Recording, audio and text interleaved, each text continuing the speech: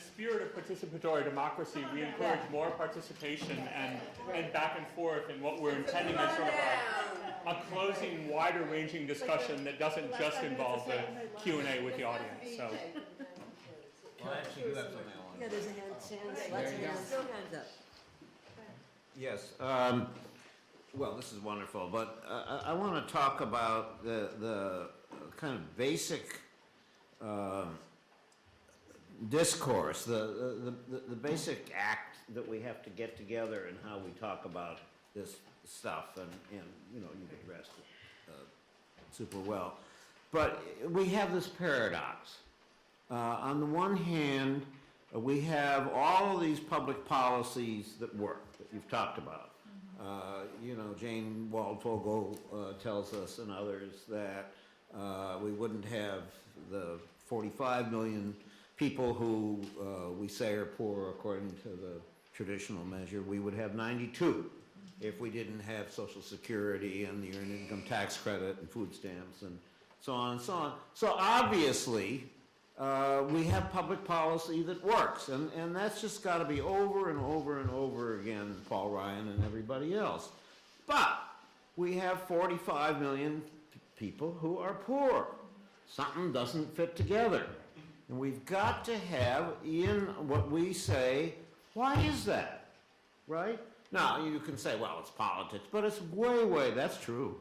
But we need to understand that what we face now is not the same as what people were dealing with in the 1960s. It's changed a lot of ways. And by the way, parenthetically, this is maybe my little tick, but the War on Poverty was a piece of legislation in 1964 that had very limited things that we did talk about today. And this goes with what I just said about all these things that work, because we've been doing things about poverty in public policy since 1935. And even Reagan, presidents, and this was said in the conversation, of the Republican Party as well, have supported these things that work. It's a way bigger concept. Now, I'm not going to get everybody to change their vocabulary right away, but I just have to make that complaint. So what has happened since 1968 that's made things different? Number one, we've become a low-wage country. You know, the fact that at the end of Clinton's time, and everything that we say about Clinton that's, that we don't like, although the biggest increase in the Earned Income Tax Credit took place under Clinton, poverty was down to 11.3%. And considering what happened to the structure of the economy during that period of time, that's actually pretty good. Not only that, we had the changes in family structure, and that's a large subject, and we've touched on it, but the basic fact is that the largest single group of people who are in poverty in this country are moms and kids, over 40%. And it's absolutely the so-called, you know, the perfect storm, because mom is trying to get a family to a job to support her kids in a low-wage world. That's a terrible combination. We need to speak up about these things. We have an education system that, especially for low-income kids and in an economy where the jobs of the 21st century entail having to not only finish high school, but have some post-secondary education. And there's so many kids who aren't having a chance, who aren't ready for all of that, and they are some of the ones who end up making up these numbers of 45 million people.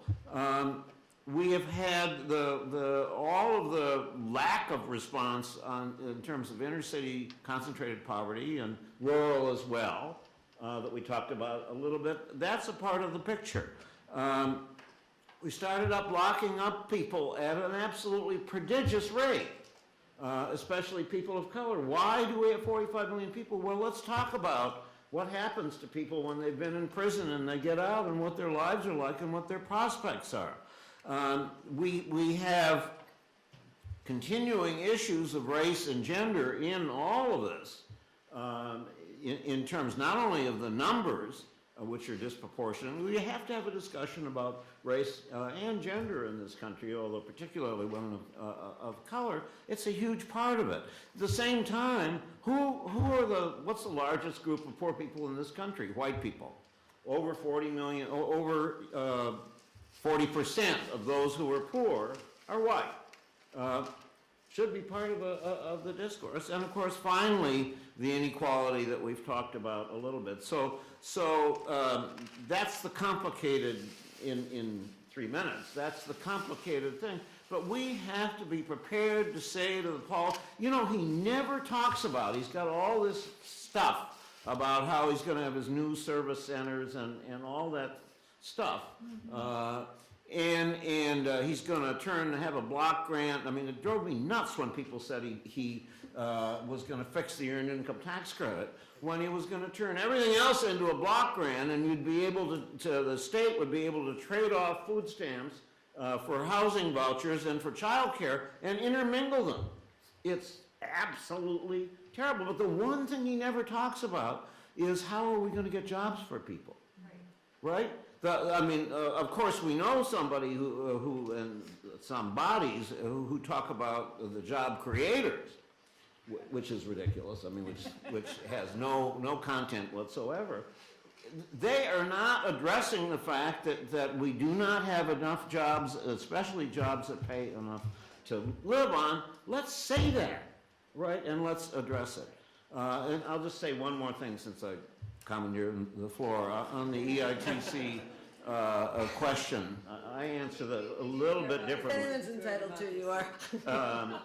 And that is the way I look at it, in any way, that we have two things that need to be in tension with each other.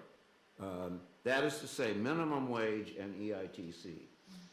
In a low-wage world, which is the world we live in, even if we get the minimum wage up from where it is now, and we will in some states and so on, we need the EITC. And the point is, you don't want to subsidize employers unnecessarily, because the EITC is the subsidy for employers. It's not really good public policy. Yeah. We're doing it because of low-wage work. We're doing it because the Walmarts of this world don't pay enough. But we do have to have it because people need it, except that the minimum wage should make the EITC much, much less of a factor. Anyway, that's my stored up thing from sitting here all afternoon, so thank you. Thank you. A bunch of comments, and there's one back there, too. Yeah, Kienga Taylor, I'm an assistant professor of African American Studies at Princeton. Greg asked the question about why Democrats aren't holding some of these forums in Congress in a different capacity. And I mean, I guess I would turn the question around and ask, why would they? Because if you look at for example, the Congressional Black Caucus, which one might assume might be the sort of most liberal wing of the Democratic Party, and you look at some of the corporations that are on the caucus's foundation, including Walmart, you know, there's a relationship there that might have something to do with a reluctance to fully engage the low-wage movement. And I think some of the divide that was exposed in Ferguson, that was sort of reduced to a kind of generational divide, when you include things like that, you see that it's much more substantive and, you know, sort of steeped in class and politics. And also, I think when you look at the governance of many metropolitan areas where you have Democratic administrations who are leading the drive of the sort of ruination of the public sector. I just, you know, moved to the East Coast recently from Chicago, and, you know, it's a pretty highly operating person within the Democratic Party, Rahm Emanuel, who has led the fight to close schools and other aspects of the public sector, which I think is important in understanding the limitations on the party as it exists today. And related to that, because I think privatization and public-private partnerships have become such a part of common sense around how cities are governed today that in some ways they're introduced as new and innovative. But I'm curious about some of their origins in Great Society programs and the relationship between business and the state in some of those programs, particularly in housing. And I think that it's a feature of Great Society programs that I don't think have been fully explored and should be. I mean, Lyndon Johnson talked about business as the relationship between the state and business is indispensable, as relying on the need to rely on the genius of private industry as a way to cure the urban crisis. And I think in housing that proved very complicated when we're talking about the very private institutions that were responsible for residential segregation and an urban housing crisis in the first place. And so I think that there's an interrogation of the character of the liberal state in terms of the role of capital in shaping public policy and how that has reverberations today as well. I might jump in on this because this is something I'm writing about right now. I have to give a Urban History Association presidential address in about 2.5 weeks. And I'm interested in the ways in which cities, really beginning in the 1950s, in the heyday of urban liberalism, become testing grounds, proving grounds for many of these neoliberal experiments. I'm not the first to be doing this. Brent Saboul, who's a recent PhD at the University of Virginia, now at the American Academy, is writing about public-private partnerships going back to the New Deal. Amy Offner has done some interesting work on the ways in which government is contracting out to private educational organizations during the Great Society. And Adam Goodman, who's finishing his PhD in our program, is looking at government contracting for deportation in the 1950s. All ways of really doing what many of the folks on the second panel suggested, which is looking at how liberalism and neoliberalism need to be intertwined rather than seen sequentially or separately. You know, but so can I there's take, much more. but I think we have to be really careful about this. It's way too easy to see, these kinds of, the contracting arrangement and public-private arrangements. It's been around, it's built into the welfare state, right? I mean, it's built into the entire infrastructure of housing in the United States from the very beginning, right? The subsidization of markets and market providers, segregationists or not. The key change, though, I mean, it's a massive difference between doing that in the context of a great society or a New Deal for that matter, where at the very same time you are actually pouring money into the cities, and more money into the city. There is a huge federal role in terms of dollars being spent, devoted to cities and these kinds of programs, versus the public-private partnership regime that takes hold in the context and as a strategy of federal withdrawal, as a strategy of extreme devolution.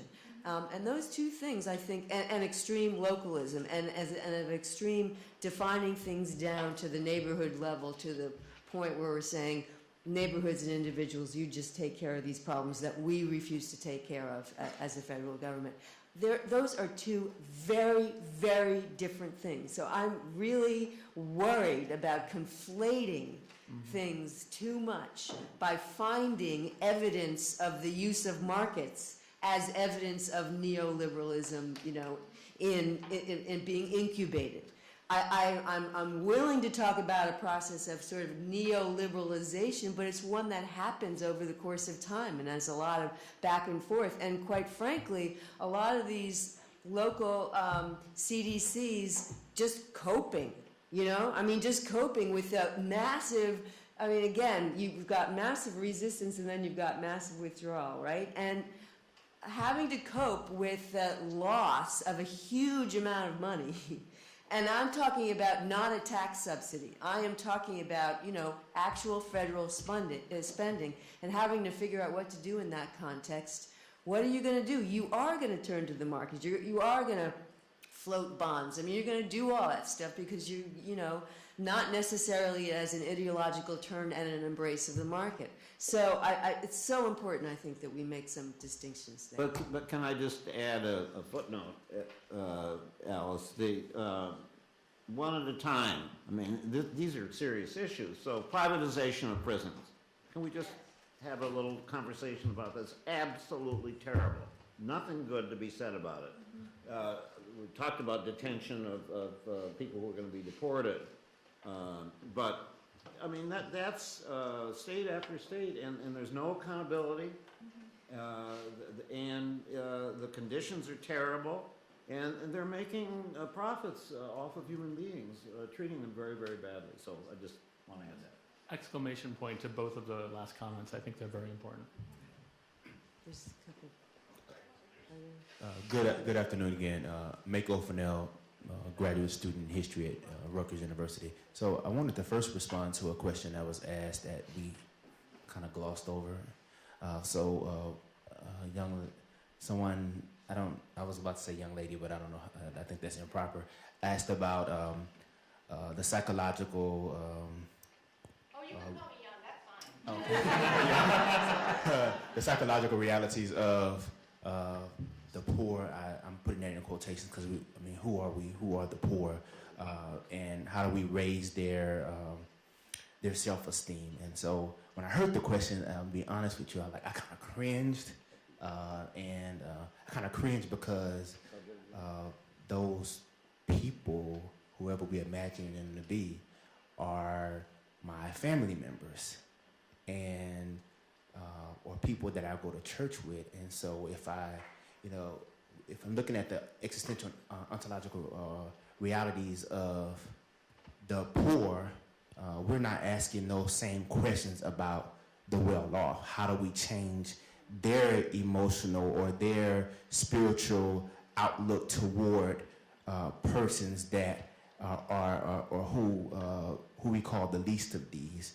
So I think put anyone in that particular situation and they're battling the same existential realities, there's going to be some negotiation of some days I feel like I'm nothing and some days I feel like I am something. So persons that work in a charter school,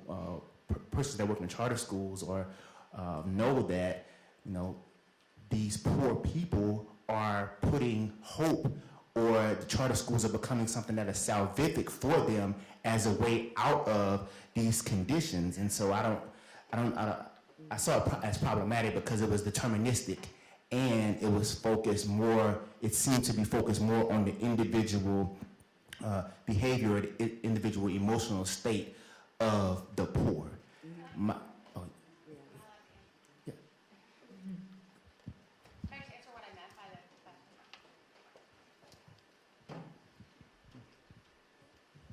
So as a sociologist, I do really think about the social structure a lot.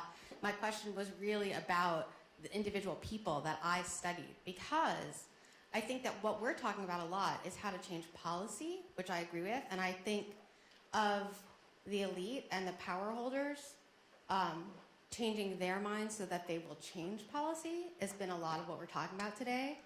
And I think when we talk about poor people's movements, which is where the last panel went, I just am reporting on research that I did that even within a poor people's movement, people were really reluctant to join that movement for the movement's sake and sit down and block traffic, right? That's a tough thing to do because we, as a society, stigmatize poverty. So yeah, I do want to talk about how we as a society change how we talk about poor people and how we talk about wealthy people. But I mean also that if we're saying that the movement has to come from people themselves, but people themselves have a difficult time doing that, I wanted advice on how to get people more comfortable doing it. I didn't understand when you talked before. I thought you were talking about people's reluctance to get public benefits. No. You were talking the whole thing about participating in the About movement. joining with other people. That's a tough thing to do. Joining movements is actually criminalized. Right. So there's no incentive.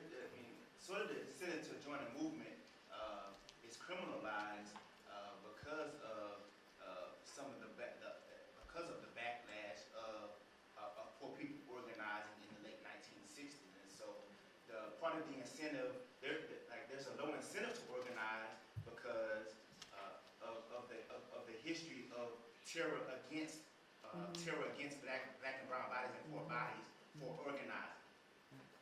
Well, maybe it would be good for Crystal to step in on this one, because if movements, if we want to look for a moment when movements were criminalized, it was Mississippi in 1965, and yet movements organized, and it required, I think, the hard work of going door to door, of taking folks who were in conditions that militated against mobilization and transform that. And so maybe and federal money. Be a good place. And there was federal money that helped. It was because there was this thing called the War on Poverty, and there were legal services lawyers and institutions. stuff like that. Yeah, anyway, go ahead, Crystal. I mean, I think all of you all are right. I agree exactly with what you said. Can you speak more into the microphone? Sorry, I don't think it's on. I agreed with parts of all the statements made from the professor here, the graduate student here, and Tom.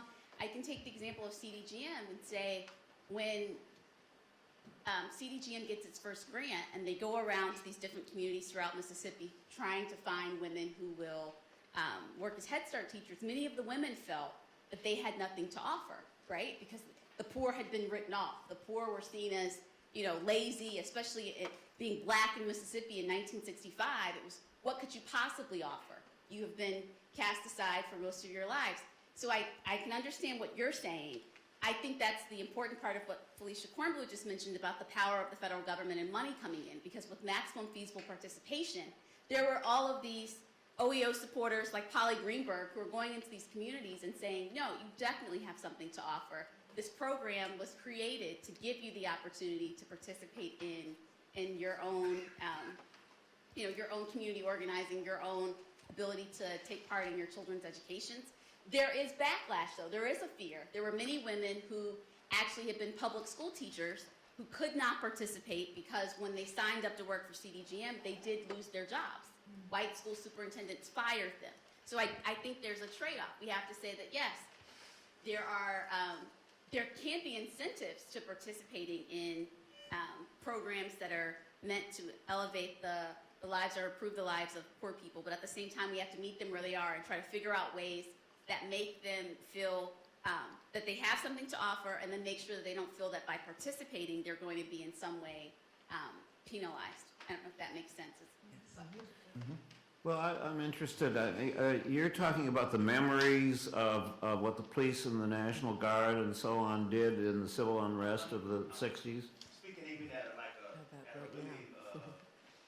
really local individual level. You mean things that happened here in Philadelphia? No, I'm just at the intensive, I'm not speaking of any particular. Well, let me just anyway suggest a thought, which is, I think if you're going to organize, you don't label people. You're organizing on a subject like fast food, the wages, and you want people to come on out who have a stake in it. And if they're low income or they're a little bit higher income or whatever they are, the point is you've got an issue that people care about, and you're doing organizing that goes out to reach people to get them involved. I mean, I think that's the basic answer to it. You don't want to stigmatize people and say, well, we want you because you're poor. That's probably not going to work. But it is a huge issue, though. I mean, just this stigma issue is something I think about a lot, and I'm really glad you brought it up, because when I talk to a lot of organizers, low-income labor organizers, and a lot of people look towards the marriage equality movement and immigration reform movements as examples of what's possible. And there is just such a fundamental difference there, because people wanted to step up and identify themselves personally with the movements. And so even if you're not calling people poor, you do want... Well, you want them around the issue, whether it was immigration or LGBT. You want people... Right. Well, but the issue is work. I mean, but the issue of poverty is you've got work. to have something specific that you're organizing for. Well, okay, and actually, there's a great example here in Philly of that didn't cost money, a lot of money to get people organized, which is, I don't know if anyone's familiar with the Witnesses to Hunger group here in Philadelphia. So these are women who take photographs to document their experiences in poverty, and then they work together to learn and advocate at the local, state, and federal levels. And I've followed them for 3 years now. I've done a few stories on them, and without exception, they talk about the sisterhood that developed through this activity, and how and the shame that they felt about their lives prior to the program, and that in coming together, it was like an awakening that other people were having the same experiences, because as a culture we've been beating up on poor people so long, they're not talking about it, even in these women's experiences with each other in their communities. So I think it's a great local, cost-effective example. And they're now in 6 cities, and they just started in Sacramento, California, so they're on the west now too. And there's some other chapters. There's at least one that I don't know if it's public yet, but stay tuned. It's exciting. Back in 2004, when I joined the League of Women Voters, somebody said I was the only person who was talking about the common good. And I think that's something that a lot of people don't talk about. But one of the most recent examples that we've seen is that grocery store chain in New England, where the workers went on strike to get back their leader. They staged basically a stockholders' revolt. They changed the economics of their company, where they bought food, where their neighbors worked. It was for the common good that they could see, feel, touch, and taste. And I think that we need to look at poverty as a common good, and it's almost like herd immunity. You know, in public health, we all get vaccinated. It's herd immunity. It benefits all of us. It benefits who I get to communicate with. It benefits who I get to learn from. I get to learn from everybody I see. And I get to interact with people, and we all get to be together. And I think that's the thing we have to look at. And when we're looking at this tax policy thing now, where major corporations are going overseas to be taxed by France as opposed to being a U.S. corporation, I mean, come on. Kodak, you have to be the common good, where we're talking about something really huge, but also something that you can see and touch everywhere you go and with everything you do, just like that grocery store in New England.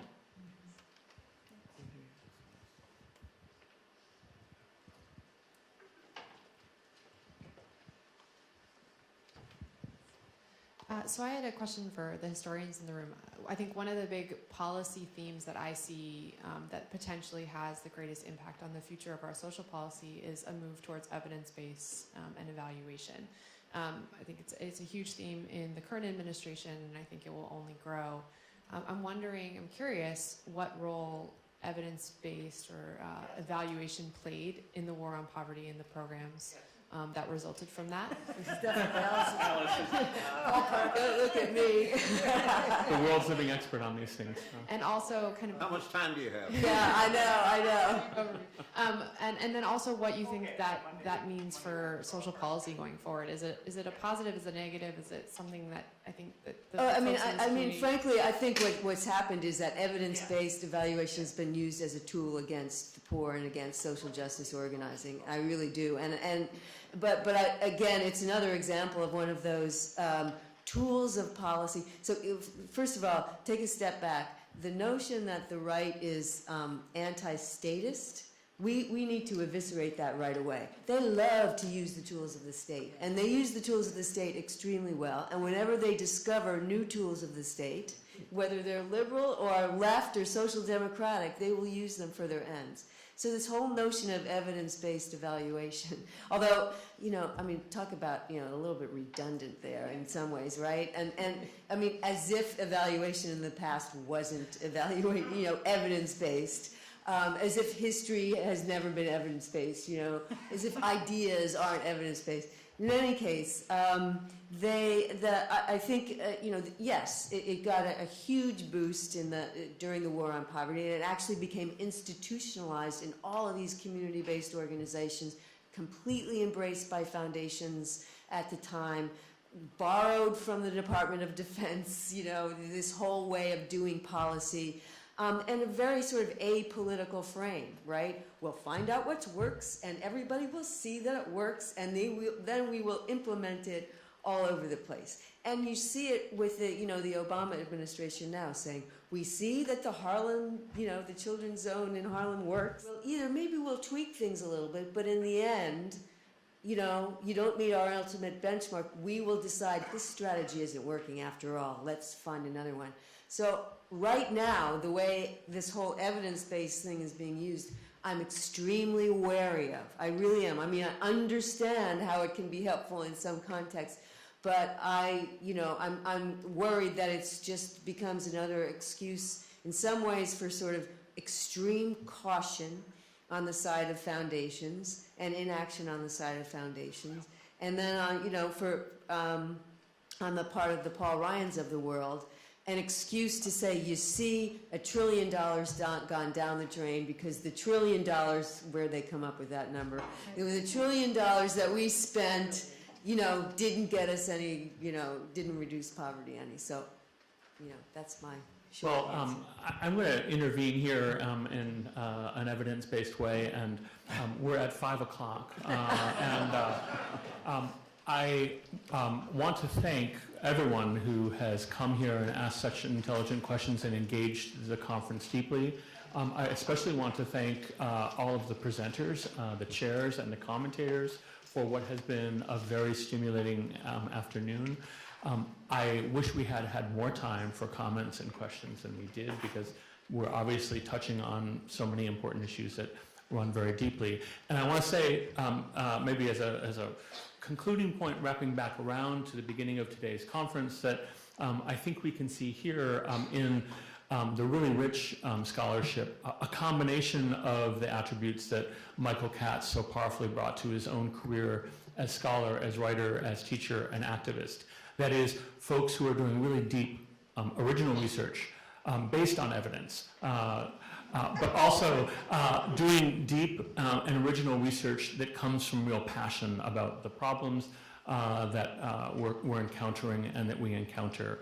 At the same time, as Wendell put it, I think a strong sense of righteous indignation at the ways in which our policy interventions, our culture, our institutions have failed, but also I think an appropriate sense of optimism about the ways in which here we are sitting 50 years after the War on Poverty, thinking about wars that still need to be fought and won more effectively than we have in the past, but building on those lessons. So I want to thank all of you again, and thank everyone here for what has been quite an extraordinary day. And I encourage you all to go online to watch again, rewatch, should you want to reenact certain sections of the day. But more than that, steer your colleagues and your students to what parts of this conference they found useful, knowing full well that we continue to hope to disseminate this in the form of a book. Finally, for those of you who are not from out of town, or even if you are, the Penn Social Science and Policy Forum program, or at least part of it for the remainder of the year, is outlined on the back of this. We have some amazing people coming in speaking about poverty and policy, beginning with Ta-Nehisi Coates from The Atlantic, who will be in conversation with me on Tuesday evening, this coming Tuesday. And a lot of other very important folks, economists, sociologists, political scientists, anthropologists, policymakers, historians, all grappling in one way or another with questions of poverty and policy, questions that are absolutely essential to creating the just world that Michael Katz spent his entire career working for. So thank you. Thank you, Tom.